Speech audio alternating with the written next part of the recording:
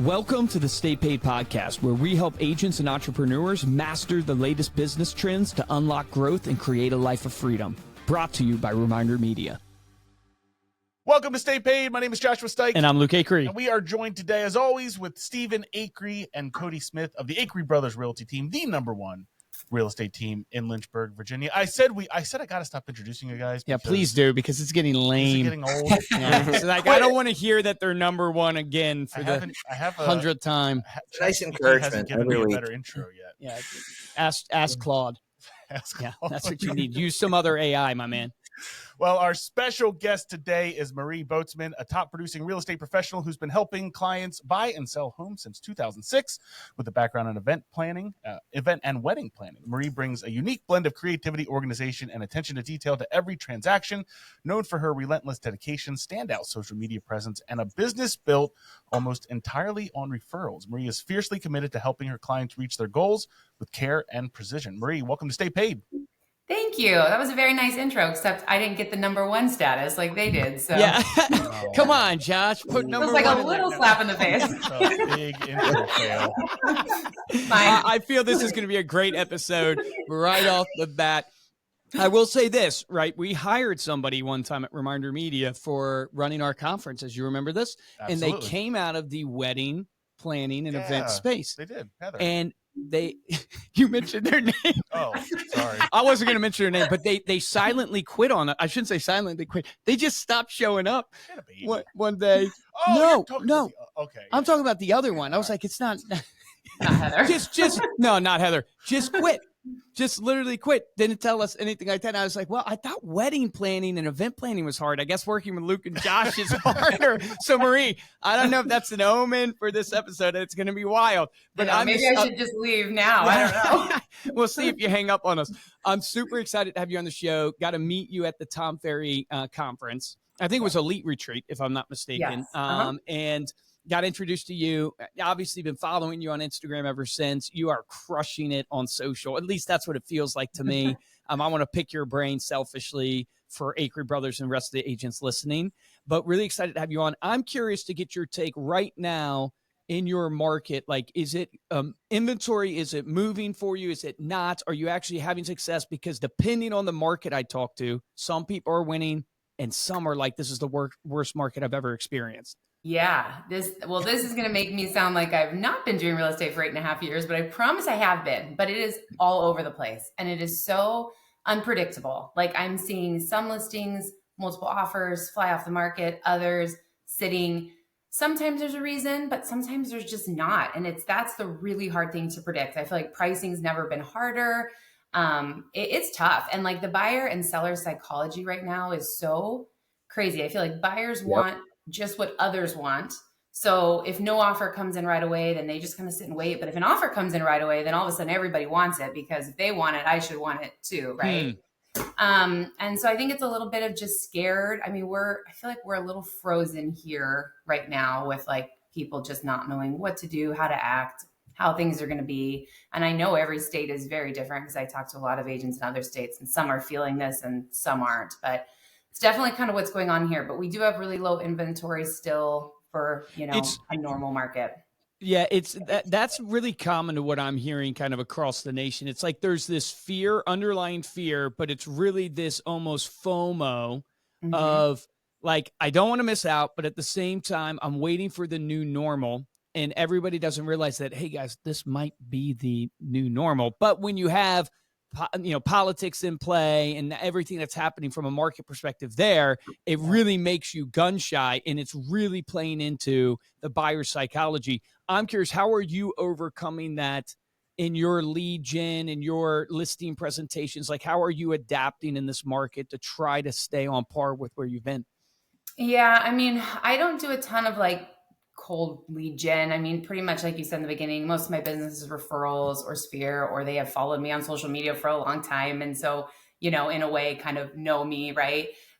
So I've been pretty lucky from like that aspect, where I'm not typically going in fully blind, and there's some rapport, and, they're willing to like take my word and trust me. But it's hard with sellers, I will say, because I'm really sitting at every listing appointment almost like I said, I'm like, I promise I've been doing this for a long time, but it's also, I really don't know what's going to happen with your home. And so all we can do is like, here's my marketing plan. Here's what I'm going to do. I'm going to get the most eyes on your property that I can. And a big part of that is through video and social media. And so like today after this, I'm going to shoot a new listing. And, I told those sellers like, hey, I'm going to be there 6 hours.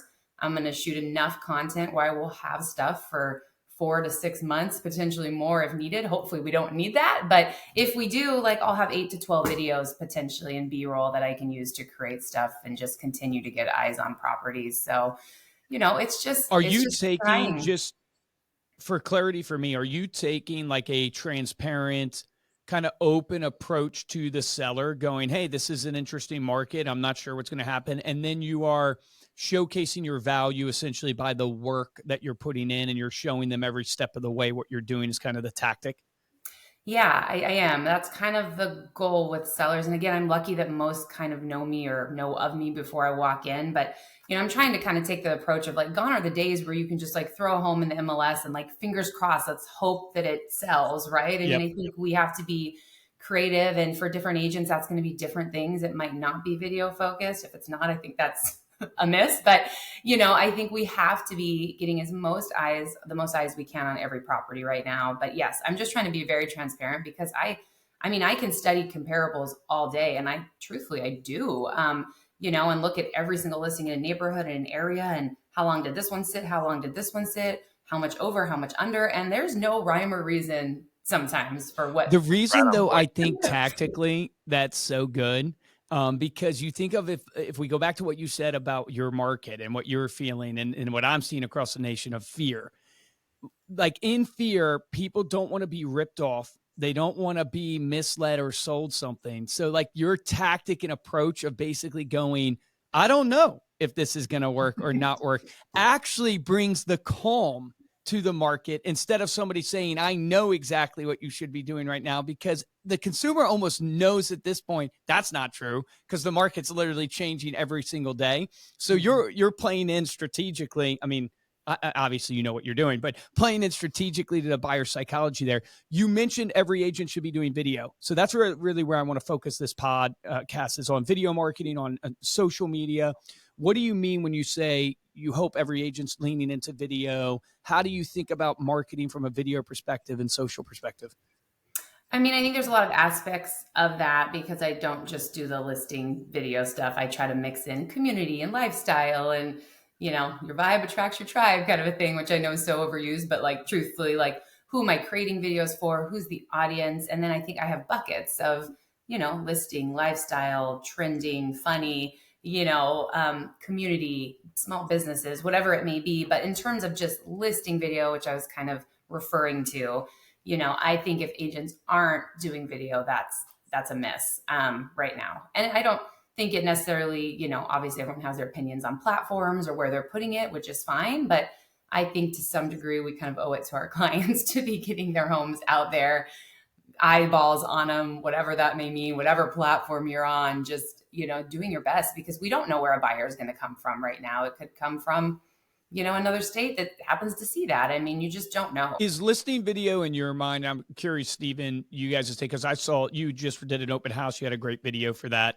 that you posted over the weekend, I think it was. But do you see it as the new yard sign in a way of like, just like you have to have a yard sign, like you have to put your sign in the yard, right? You need to have a listing video. Well, there's a couple of things here. So the way I think about it is, when buyers go through, they're first in it online, right? And so obviously you want to stand out to the buyers for them to see it. But then they're also leaving the house after the showing. And the first thing they're doing is they're basically justifying their decision by going back online and going, is this the right house for us? So for me, it's like, it's not just the video, but it's standing out, but then you have to get the video to people. I think that's people's biggest struggle because most people on social just don't get much engagement. Like one of the videos we just posted only got 380, something of views. And the one after that was like 2,000 views. So it's like, how do you get that video out to your buyers and out to like the agents and stuff? And I think it's a lot more of like an active approach than just like the video that you're doing for the property. Would you agree with that? Yeah, I would. Okay. One thing that just stood out, and I will say, because my coach constantly has to remind me of this, because I it's hard not to get caught up in like the numbers and the, oh my gosh, this video didn't perform. Like you just said, that only got 380 views. But like, if we really step back and think about it, that's 380 eyeballs on a house that otherwise would not have had 380 eyeballs on it. Right. So I still think and I think agents get so hung up on that, and it's hard not to when you're looking at other people that are getting, 100,000, you're like, what am I doing wrong? But honestly, like every market's going to be different. Everyone's fear and who follows them is going to be different. And I think we do have to remember that even 100 extra views is more people than are ever going to walk through that house. So it's really not a bad thing. But I think he's right. I think it's how are you getting it out there? And I think when I did my Tom Ferry Elite Retreat presentation, I shared just some like bonus ways to like get the video you're shooting out. Because if we're doing video, and obviously there's different types of video, and I'm not talking about the video where your photographer just comes in and shoots video. I'm talking about the video that you're either in or you're really, doing vertical video and talking in it, whatever. But, I think there's different ways you can be creative to get that out. Like he said, if I have a listing in a new neighborhood and it's an area I'm familiar with, I'm texting it to neighbors, I'm DMing it to people I know that live in there, I'm putting it in newsletters, so I think there's a way, QR codes on postcards in the neighborhood. So you can find ways to get these videos out, I think, even outside of like the social channel you're on. How do you think about spend? Like how much you're willing to spend on a video? Because I'm just trying to think of like the blockers for me or other agents. It's like, okay, I got this listing. Do you judge it off the listing price? Do you just do it? This is what we do standard, for our real estate company. Like, how do you judge spend? This for me. Yeah, sorry. Yep. Yeah. So I try to literally do kind of the same video plan for every home, but it's going to be different for each home, right? So when I get a new listing signed, I sit down with my videographer once a month. So if we know what's coming, we'll brainstorm. Okay, here's something that's kind of trending outside of real estate. How can we spin this and make this like real estate related? Like a few months back, I did a Severance inspired, walkthrough video months ago. I think it was in January or February. And just like coming up with Severance, things like the TV show. Yes. Okay, Mm-hmm. cool. Yeah. So like what's trending at the time, like we'll sit and we'll think about, okay, what's in April? Like today, you guys, I'm going to dress in a bunny costume and I'm going to do a Easter egg hunt with 2 kids in one of my listings. And I'm going to hide the eggs. Oh, that's super smart. I'm going to hide the eggs in areas I want people to see, right? So cool features, whatever it is. And I'm going to show up at the end in the Easter bunny costume. But, so I think it's trying to be creative with the different homes for me. But no matter the home, if it's 200,000, still going to get video. If it's 5 million, still going to get video. It's just going to get different style of video, right? And I think I tell agents like, yes, if you're going to do it consistently and you have a videographer, it is expensive. But I do think there's a lot you can do by yourself. Like we all started somewhere, when I first started doing it, I wasn't spending a ton of money on it. So I think just with how great even just Instagram Reels are right now and just CapCut or you can do so much. So I think for agents, don't get hung up in the early stages of even the spend. I think it's just doing. The time is the spend, and that'll come back to you 1,000%. Yeah. And is that video person in-house for you? That's a really long story. He used to be, he's not now, but I'm still using the same person. Gotcha. I know the pain of that. The long story. I open up and stuff like that. We need a whole podcast for that. And some alcohol. No. One of the common questions we get is like, hey, when is it time to bring that in-house, right? When is it time to make that's that a great question or spend? So that's why I was kind of gearing towards of like, hey, how'd you make the decision, I guess at first, even though he's not with you, to make that plunge to hire someone on? Yeah, mine is not in-house right now because I'm using 2 different media companies. I'm using one to shoot listing photos, everything that goes in the MLS, and then I'm using another for all the social stuff, YouTube, Instagram, all of that. And that's the person I've actually worked with both for like 12 years, one, 13 the other. So it's been a long, long journey with both. Wow. But yeah, and so for me, it's like, yes, I probably could combine the 2 and just get one person.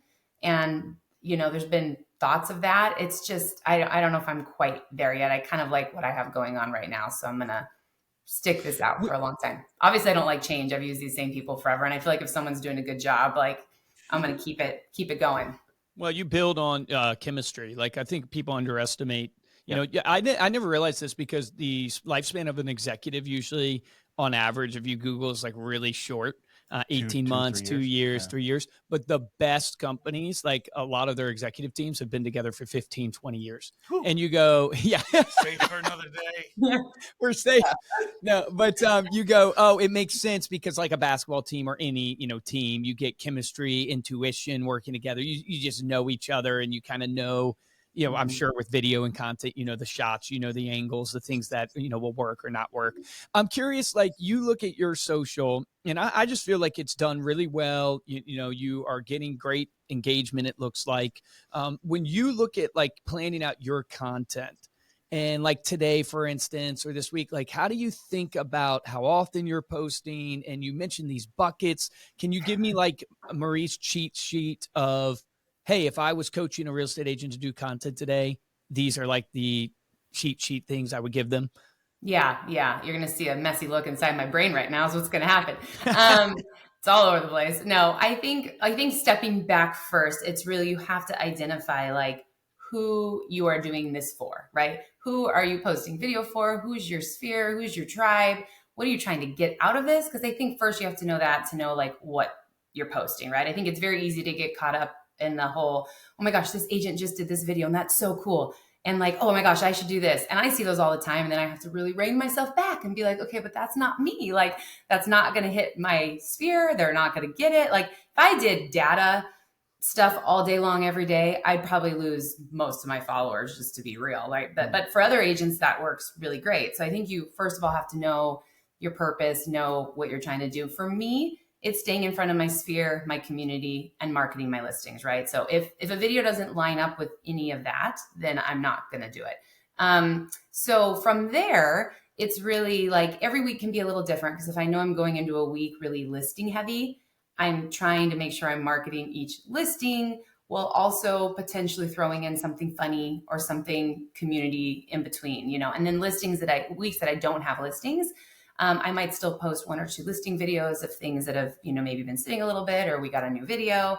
But then I'm doing a little more heavy community, funny, trending, whatever it may be, right? And then I do a series of like design trends as well that I like to mix in. But I try to post like 5 times a week.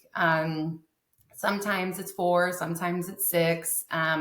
But within the listing video, because that's a whole nother category, and this is a big thing I spoke about at Tom Ferry's Elite Retreat, was here's what I do at each listing video. So when I'm going to a listing video like today, like I'm doing a speed run, I'm doing an Easter bunny video, I'm doing a feature video, I'm doing a YouTube video, right? I'm doing a few one-line intros that I can use with B-roll. So every listing I'm going to have things that I've pulled from my list. And in any given week, I'm never going to post 3 speed runs or 3, here are 5 reasons I love this home. So I'm kind of mixing like a 5 reason with a speed run with a B-roll every week, right? So it's like staying like, not the same. Like I think people want to see different. They want to see fun. They want to see engaging. So just trying to keep things like a little different. So when I'm planning out the week or the month, I'm like, okay, here are the non-listing videos I know I have coming up. How can I sprinkle in listing videos and make sure I'm not doing like same kind of listing videos back to back, if that makes sense. I was gonna, do you schedule out your days? Like, do you schedule like a shooting day once a week, or how do you do that? Yeah, like we typically, so this is what's really been so helpful this year for me is, and we used to do this, but my videographer and I got away from it like the last year and a half. And so we brought it back last probably fall. And it's been like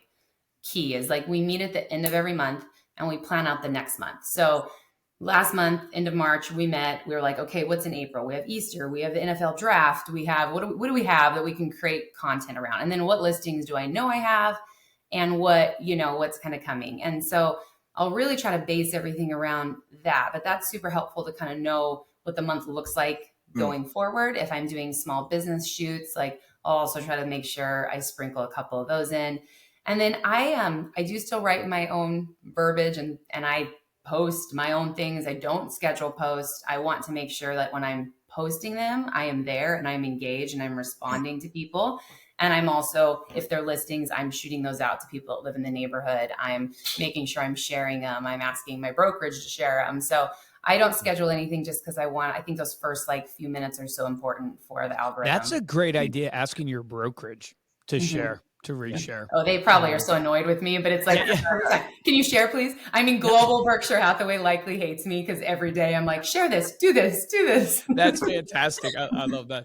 You don't use AI at all for your captions or anything, or at least for sparking creativity. That's how I'm using it right now, is basically to give me almost like ideas.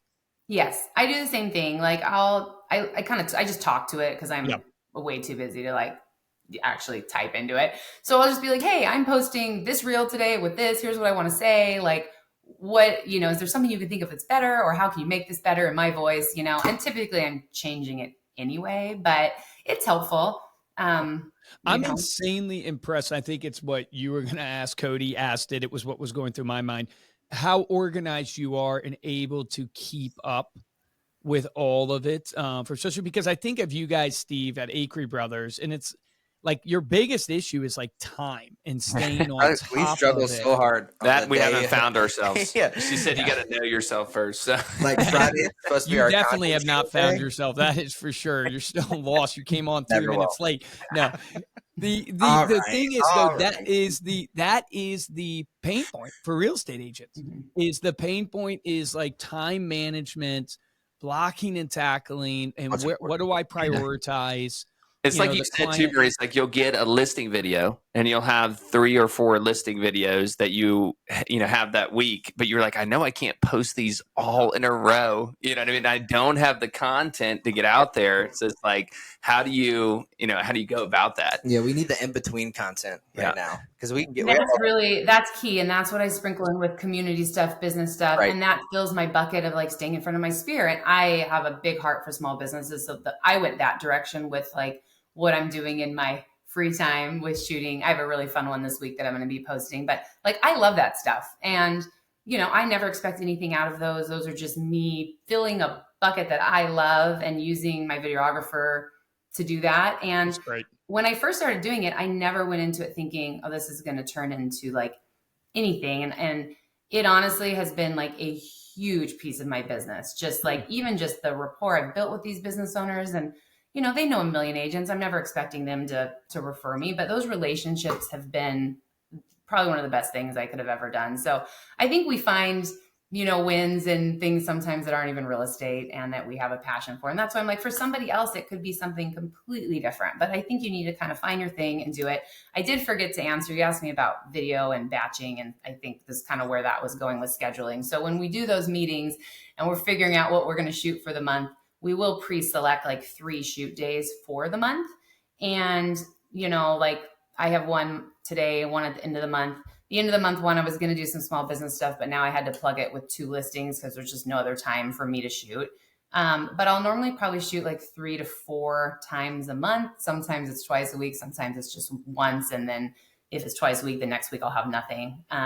Like next week I'm going to Rev B. So I don't have any shoots that week. But then I come back and I'm like 2 the following week. Right. So it's just, filling them with listing video. And then I will try, if I'm in a community for that listing, what can I shoot while I'm there? Are there any trending things I can shoot in the house while I'm at that listing that aren't for that listing, but that I can like make sure I'm getting my whole thing is like, what can I do to get the most I can out of every shoot day, every listing video? Because there's days I don't feel like doing it a lot of the time. And it's hard. It's hard to be on. It's kind of like a full-time second job in a way, just with the shooting and the posting and the planning. But it really is worth it. So much of my business last year, I never sat down and like actually calculated like how much of my business was tied to Instagram until I had to do it for the Tom Ferry presentation. And I was just like mind blowing, even if it was like not the main source, but the secondary source. It was not quite half my business, but close. Wow. How long did it take you to build that crazy up? Years. I went down a real crazy rabbit hole the other day and went to my very first Instagram post and scrolled all the way back up and watched that evolution. And it was not pretty, but there was, the fun thing is like we were doing some funny stuff before funny stuff was ever, there. So I think it's just be real, be you. I started doing video in 2012-ish, but 14 was when I really was like, okay, there's something here. And I started doing listing videos with people in them and highlighting community. And I remember my first one, it took us like 10 hours to shoot and it was a production, but like that kind of gave me a launching pad to be like, okay, like there's something here. I can do this. Like, and then you were early 2014. 14. Yeah, you were early.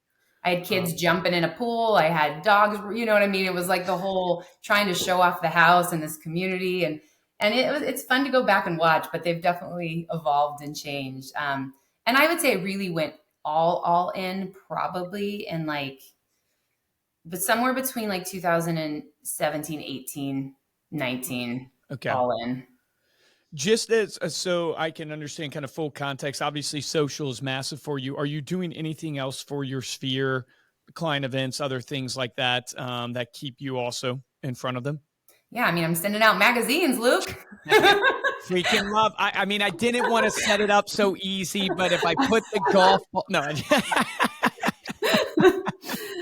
No, I would say like, I know social media is like a huge part of my business, but it's actually probably client care that is truly like where it is and what I've been doing the longest. I mean, I've been doing Popeyes forever. I've done every cheesy thing you can ever think of. Did you learn the Popeyes from Brian Buffini, or was that come from someone else?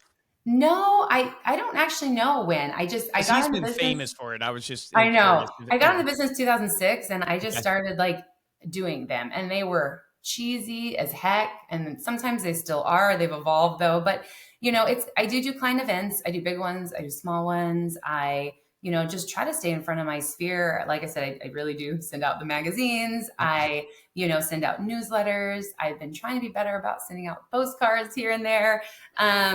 But it's just a lot of like, touches. So I do try to do Popeyes every month. I do a really cool for my top 50, this is a whole nother long conversation, but it's basically a box and it's a surprise box, kind of like if you were to do a subscription box, right? Oh, that's but I awesome. source and hand select everything. And when I started doing these during like COVID, that's amazing.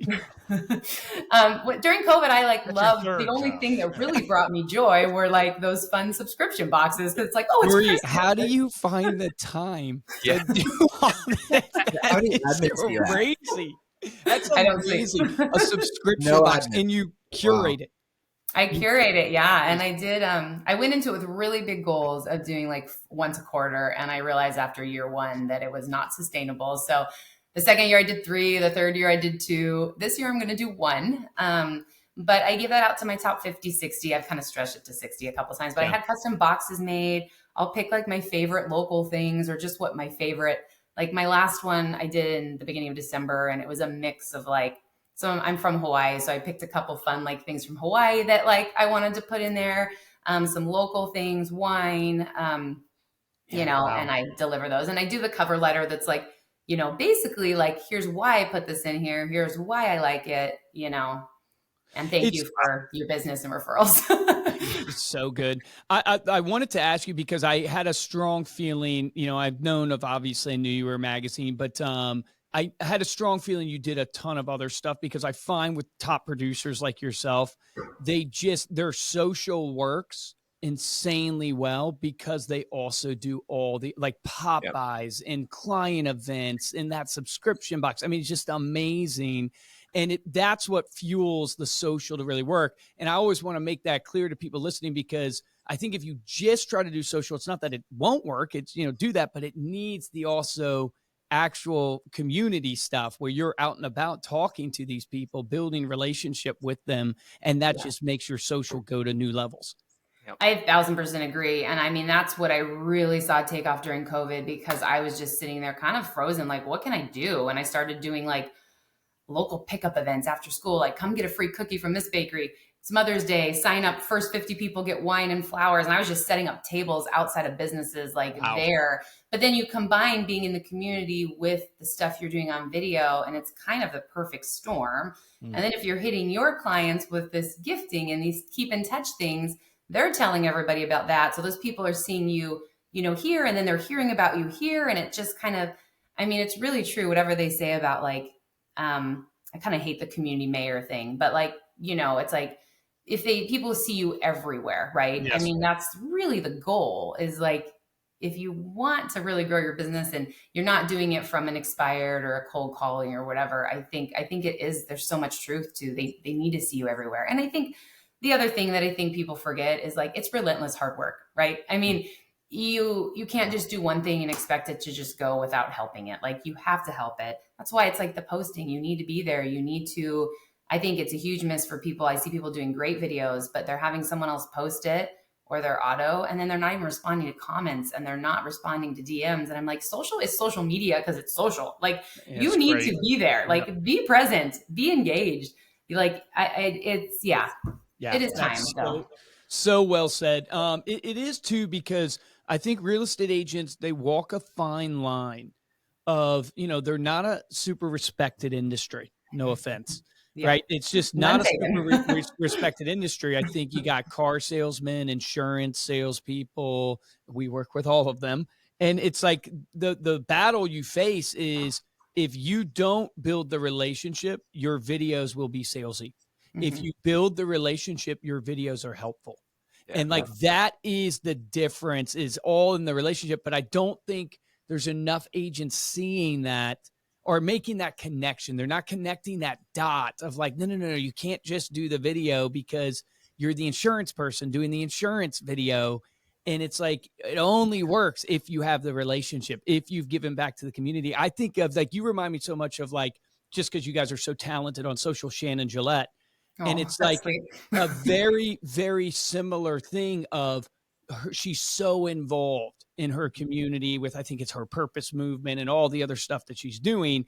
And it's that very similar thread of like, all the other stuff just works dramatically well because of that. Yeah. Yeah. Well, Marie, you are a true testament of the hard work and the results that come from it. Before we close out here, thank you so much for coming on the show. Let people know how they can connect with you and follow you. Instagram, Marie B Realty. Start there.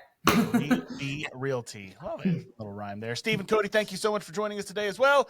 And thank you all for listening. You can dive deeper into this episode, get the links and the video and the show notes over at staypaidpodcast.com. And if you enjoyed this episode and want to show your support, head on over to YouTube, like this video, and subscribe to the Reminder Media YouTube channel. If you want to get a hold of me or Luke, you can email us at podcast@remindermedia.com.